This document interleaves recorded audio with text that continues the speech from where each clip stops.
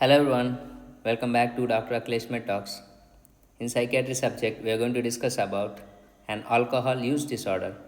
In that, mainly we are focusing on these four contents.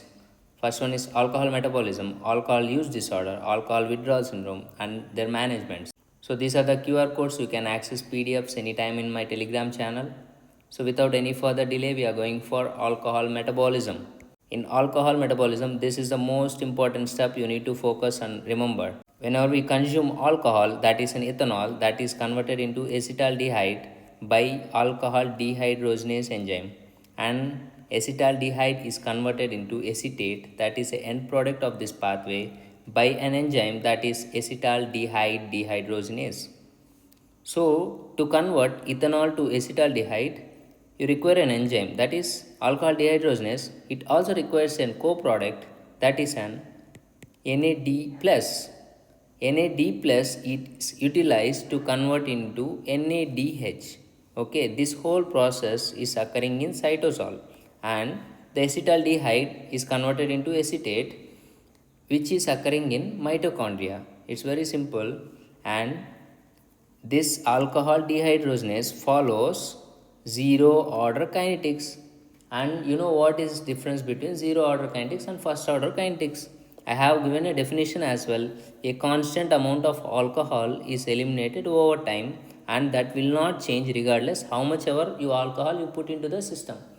I'll just explain this definition. It's zero order kinetics. What is zero order kinetics? Let's say today you take 2 beers and your elimination will be like 2 beers. And tomorrow you take 4 beers, still your elimination is like 2 beers. Day after tomorrow you take 8 beers, still the elimination remains 2. That is, elimination constant is remaining same. That is in zero order kinetics. Whenever you go for first order kinetics, today you take 2 beers and elimination is 2 beers. Tomorrow you take 4 beers and elimination is like 4 beers. How much ever you put into the system, that much is eliminated from the system. That is the first order kinetics. This is very simple. This is the difference between the zero order kinetics and first order kinetics.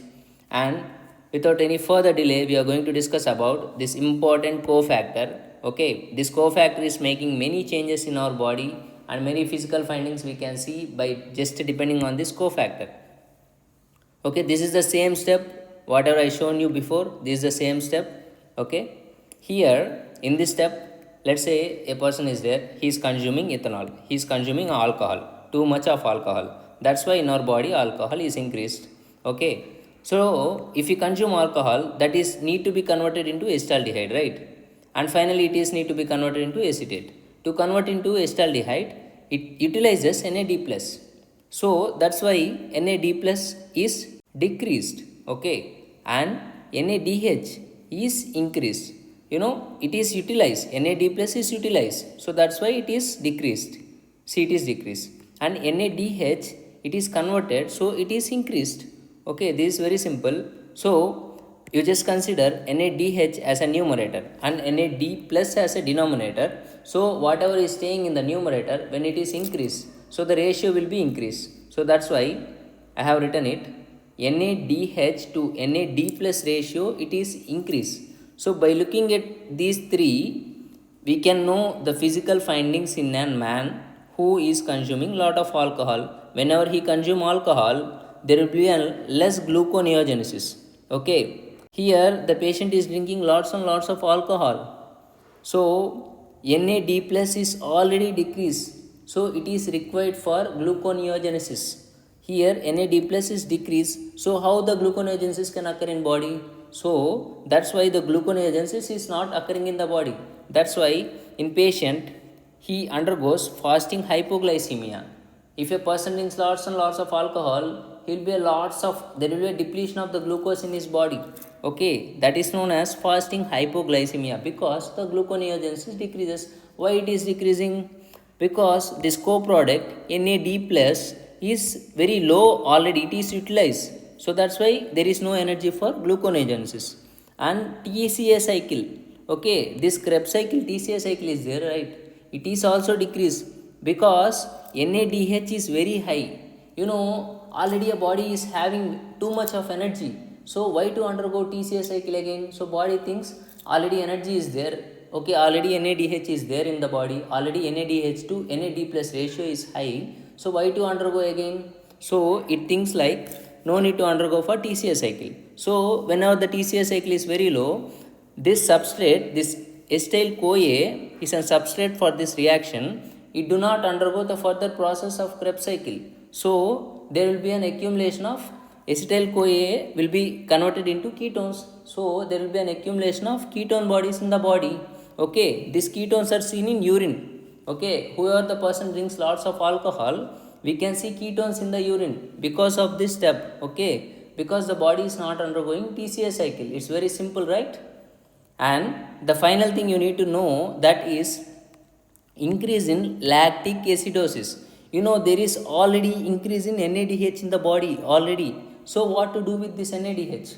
Okay, NADH pyruvate is converted into lactate by utilizing NADH. You know, in this lactic acid cycle, pyruvate is converted into lactate. So that's why the lactate is increased in our body by utilizing NADH. NADH is already high. So what to do with this high NADH? So body is doing lactic acidosis. That's why these three things you need to remember. These are the physical findings you can find in the patient, okay, who are consuming lots of alcohol. So after completing this, we are going for the antidotes. That is, whoever is consuming lots of alcohol and came to the casualty, we are going to give the antidote. That is fomepizole. Fomepizole is an antidote for methanol toxicity or methanol overdose and ethylene glycol. M stands for, you just remember it as mnemonic. M is for methanol and E is for ethylene glycol overdose. It is inhibiting the alcohol dehydrogenase enzyme. So this is cutting the step here. Okay, and there is one more deterrent agent, that is a disulfiram. It is most important thing you need to remember for an exam. It is inhibiting an acetaldehyde dehydrogenase. By inhibiting the step here, there is less acetate and more acetaldehyde. More acetaldehyde will cause hangover symptoms. These are tachycardia, flushing, nausea, vomiting, and sweating. So, whenever the guy is in the hangover, there will be symptoms like a tachycardia, flushing, nausea, vomiting, and sweating as well. So, this is all about an alcohol metabolism. So, further we are moving to alcohol use disorder. In alcohol use disorder, we can see a clinical features, that is a person drinking large amounts of alcohol and inability to cut down, and there will be cravings for the patient.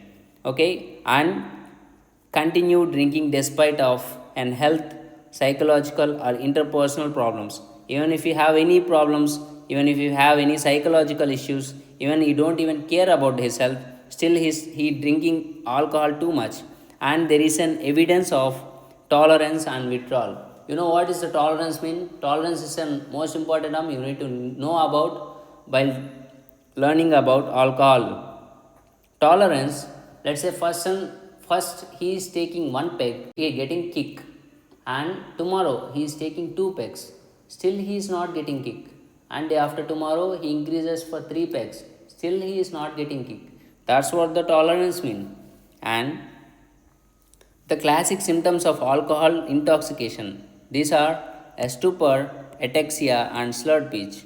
You know, whenever a person takes alcohol, this alcohol is damaging and cerebellar neurons. Okay, it is a toxic substance to cerebellar neurons. So, what is the function of cerebellum? It is for coordination, right? So, whenever the cerebellar neurons are damaged, it is causing disturbance in the coordination of motor movements. So, it is causing ataxia. So, the mechanism of alcohol is, it is causing GABA agonism and NMDA glutamate inhibition. You know what is the normal physiological function of an GABA? GABA is a neurotransmitter. What is the normal function of the GABA? GABA is an inhibitory neurotransmitter, chief inhibitory neurotransmitter, and glutamate, it is an excitatory neurotransmitter. Here, the alcohol, what the alcohol is doing? Alcohol, whenever it goes into the body, it is causing GABA agonism.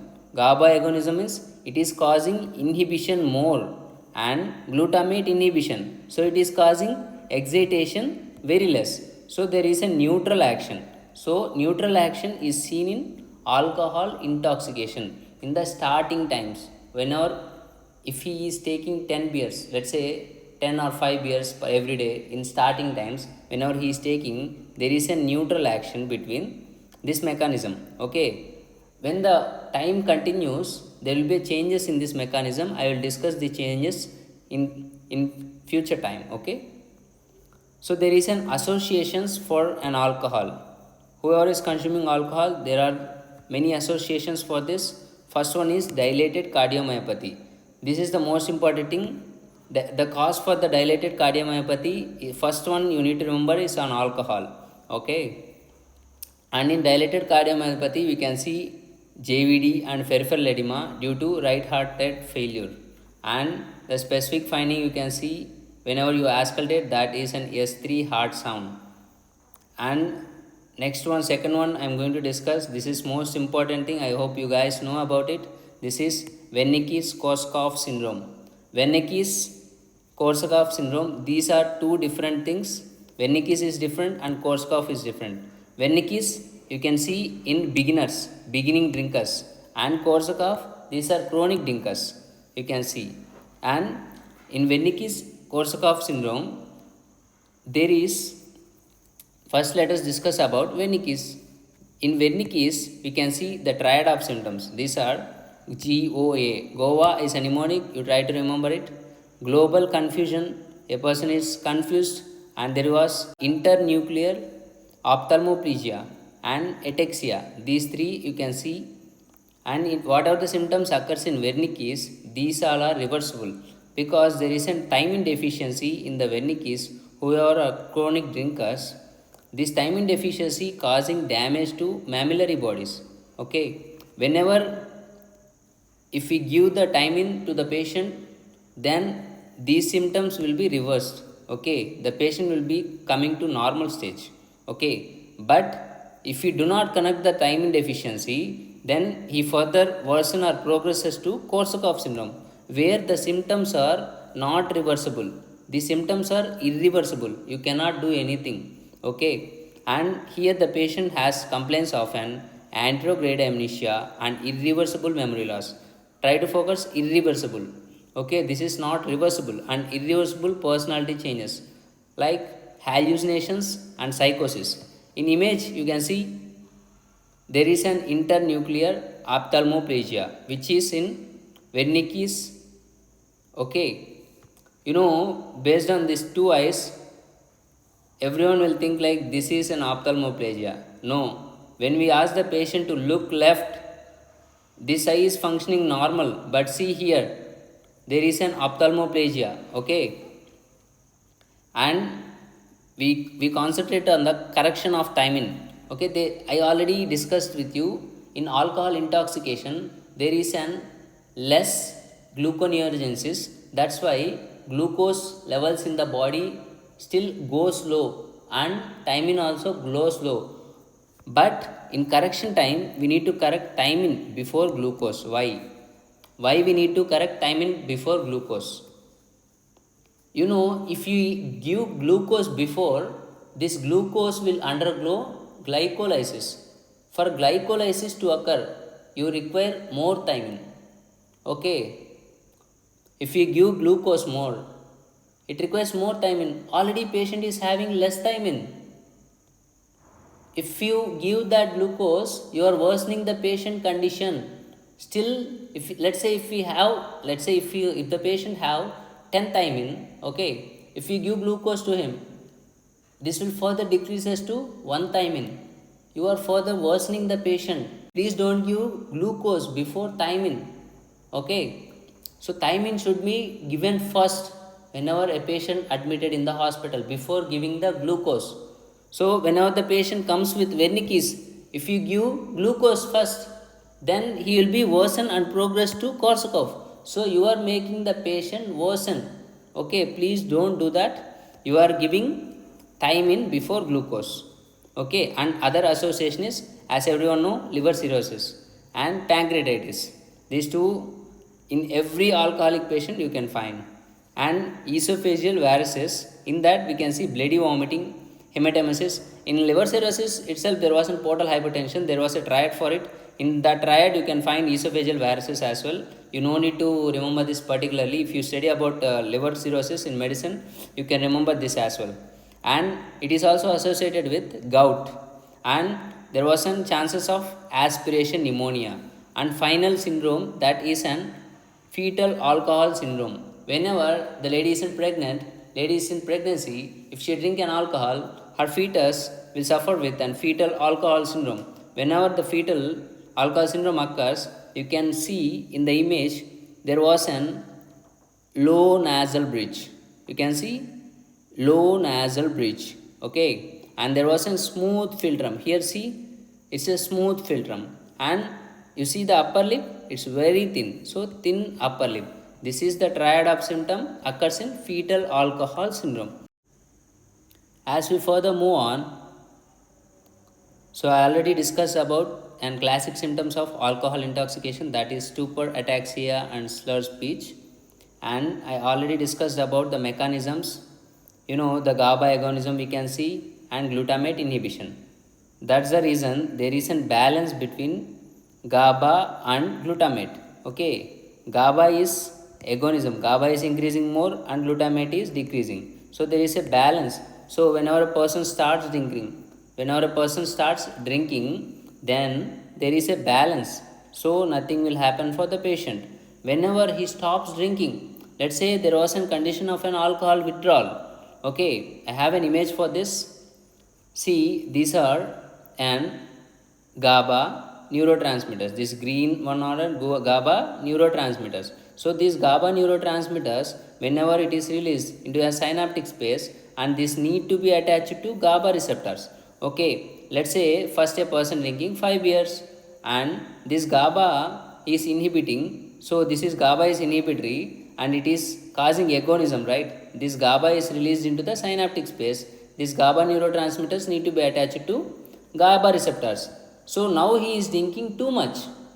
Okay, now he is drinking too much of alcohol. So these receptors got vexed up and these undergo down regulation. First these receptors in 10 number, then next it decreases to 5. Okay, that's why these receptors are down regulated. Okay, see, GABA is down regulated here. So the inhibitory action is down regulated. So what is the excitatory action? Excitatory action will go up. Glutamate excitation will go up. Let's say if a person stop drinking now, what will happen? There was an excitation. I need to drink alcohol. This is the excitation will occur in alcohol withdrawal patient. He don't drink alcohol for 7 days. He is having withdrawal symptoms because of excitation caused by glutamate neurotransmitter. Okay, this is the difference. You need to differentiate between acute alcohol intoxication and alcohol withdrawal. This is the mechanism. And next we are going to focus on alcohol withdrawal syndrome. Up to now we studied why there is an withdrawal symptom for the patient. It's very simple. Withdrawal is due to inhibition, down regulation of GABA receptors and excitation, more excitation by a glutamate neurotransmitter. This is the simple mechanism. You just try to understand. Okay, next we are going for alcohol withdrawal syndrome. In alcohol withdrawal syndrome, this is the most important table you need to remember for an exam. You are going to get one question. For sure you are going to get one question. Okay, I will tell you in a simple manner. You can remember it very easily. First try to remember the timelines. First, whenever a person stopped drinking, from the person stopped drinking, that is like 6 hours. Already 6 hours happened since the last drink. Onset since last drink. That is 6 hours to 24 hours. First is 6 hours to 24 hours. Next is 24 to 48. These two are 24 to 48. And next is 48 to 96. It's very simple. 3 timelines. That is 6 hours to 24 hours. Repeat with me. 6 hours to 24 hours. 24 to 48 hours. And 48 to 96 hours. So what are the symptoms occurring in 6 hours to 24 hours? Okay. There is a mild withdrawal for the patient. Whenever there is a mild withdrawal, he is having symptoms like anxiety, insomnia, and there is a tremors for the patient, and there was a excessive sweating, that is diaphoresis, and palpitations, GI upset, and there was one more important thing, that is intact orientation. He is oriented where he is oriented to time, place and person. Okay, and 24 to 48 hours, in 24 to 48 hours he is getting seizures.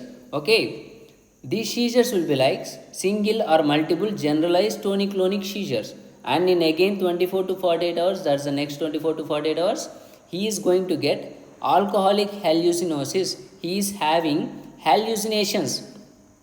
What are the types of hallucinations we have? Visual hallucination he have auditory hallucination, he have tactile hallucination. He will say some worms are passing under my skin. This is tactile hallucination. Visual hallucination, he will say I am seeing some airplane in the hospital. He will say I am hearing the voices of somebody, he is scolding, somebody is scolding outside the wall.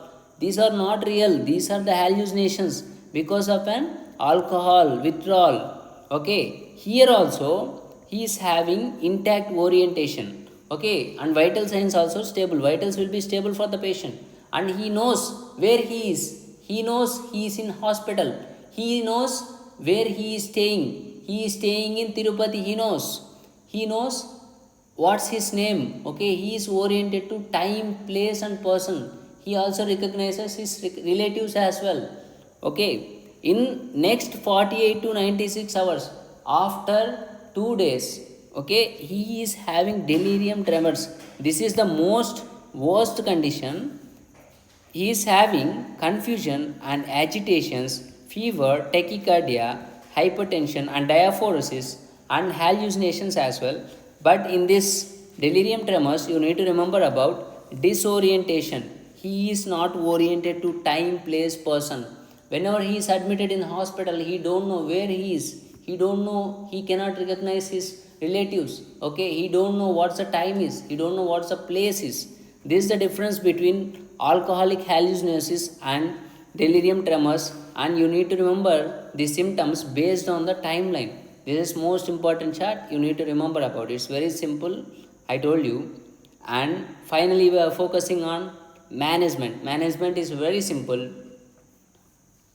And first we are going for withdrawal. If a patient stopped an alcohol, okay, he is having withdrawal symptoms.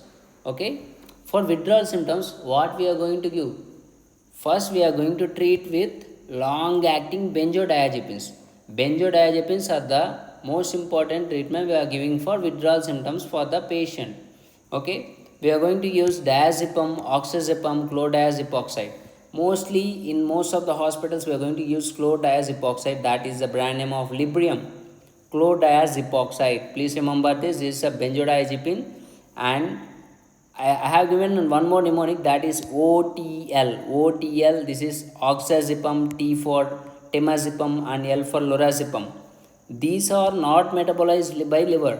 You know, all the alcoholics, most of the alcoholics having a liver problems. So whoever is having liver problems, we can use these benzodiazepines, because these are not metabolized by liver. These are safer benzodiazepines, can be used in liver patients. Okay, and treatment for alcohol use disorder. So whoever is using alcohol, if let's say if you want to quit the alcohol, if you want to stop the alcohol, we can give these 3 drugs. The first line of management is naltrexone and acamprosate.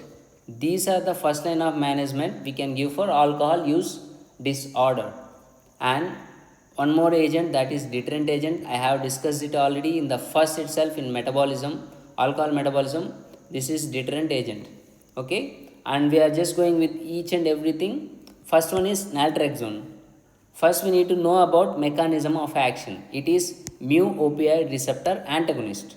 Okay, because of this mu receptor opioid antagonist, it should be avoided in patients who are taking opioid medications. So whoever is taking opioid medications, we cannot give this drug for the patient, same patient, because it is an mu opioid receptor antagonist. and it is a first line of management for alcohol use disorder, and it is associated with hepatotoxicity. Please remember this point. It is not safer in liver disease patients.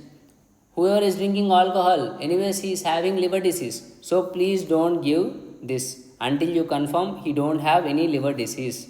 And it decreases pleasure. Okay, whenever a person is drinking alcohol, he is getting very much pleasure, so it is decreasing the pleasure of that patient. Okay, and the second most drug, that is acamprosate. And before going for acamprosate, we are going to discuss about a decrease in dopamine. Here dopamine, whenever let's say a patient or normal guy who drinks an alcohol, he is getting pleasure because of increase in dopamine. If we give naltrexone, this will decrease dopamine. By decreasing the dopamine, it decreases the pleasure in the patient. Okay, this is how this drug will work. And the next drug is acamprosate. It is also a first line of management. It is safer in liver toxicity, hepatotoxicity, and we can use safe in liver disease patients also. See why this drug is useful. It will decrease the cravings. Whenever a person wants to drink alcohol, I want to drink alcohol, I want to drink alcohol, so these cravings will be decreased by acamprosate. Okay, and the last agent, that is deterrent agent. Okay, it is an acetaldehyde dehydrogenase inhibitor. This is the mechanism of action. And I forgot to tell you, that is acamprosate drug of action is, it mediates the glutamate, it mediates the excitated neurotransmitter. So by mediating this excitatory neurotransmitter glutamate, it can decrease the cravings. So disulfiram inhibits acetaldehyde dehydrogenase. So it is a second line of management in the highly motivated patients. You know, this drug can be only given for motivated patients only. Whoever wants to quit alcohol, or whoever we motivate to quit alcohol, for these patients only we are giving this drug. You know, because if we give this drug and still the patient drinks alcohol, there will be a worsening of hangover symptoms. I already discussed about hangover symptoms, right?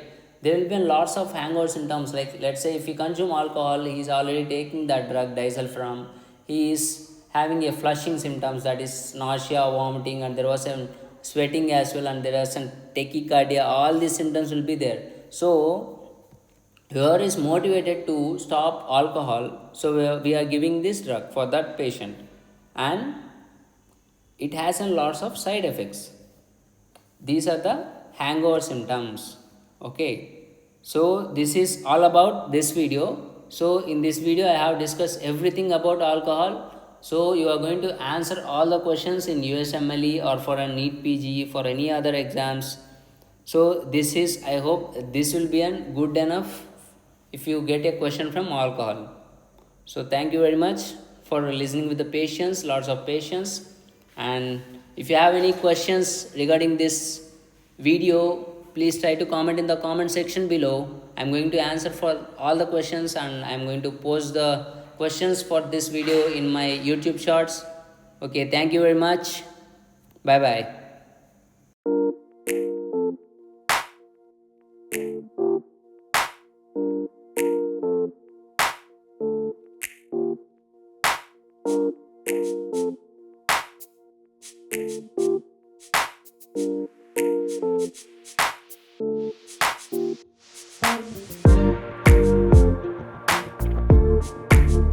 It's all